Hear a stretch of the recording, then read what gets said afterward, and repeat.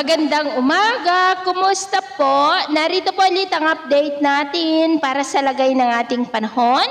Ngayong umaga po ng October 31, 2025. Sa ngayon po ay patuloy pa rin natin na binabantayan ang LPA na nasa labas po ng Philippine Area of Responsibility habang nasa layo po ng 1,610 km east ng Davao Region na consistent pa rin ang ipinapakita na kikilos yan pakanluran at consistent rin na posible yan natatawid sa ating kalupaan mula po dyan sa silangan ng Visayas, kikilos pa west, northwestward, paakyat sa may Mimaropa o kaya ay babaybayin ang Kabisayaan patungo po dyan sa may Palawan.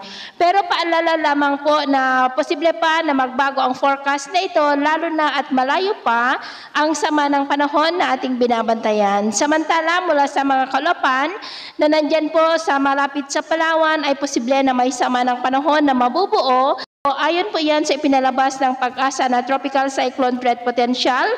For the next 2 weeks ay posible ang tatlo na sama ng panahon na mabubuo sa paligid po ng ating bansa within 2 weeks. At ito naman ay pinapakita ng forecast model natin po ang ginagamit hanggang po sa susunod na 2 linggo.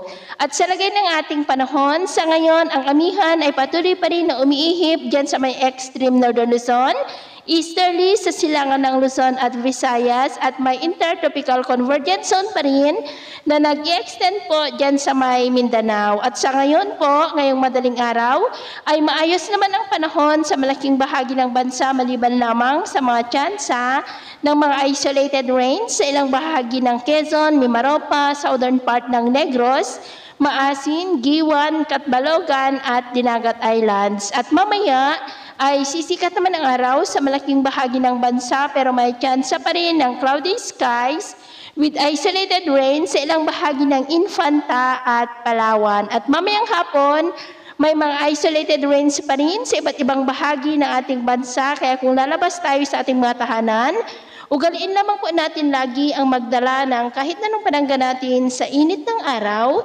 at proteksyon na rin po sa mga biglaang buhos ng ulan. At sa atin naman po mga baybayin, wala naman po tayong nakataas na gale warning signals sa ngayon pero iba yung pag-ingat lamang po kung papalaot tayo para po mas makaiwas sa mga sakunang pangkaragatan.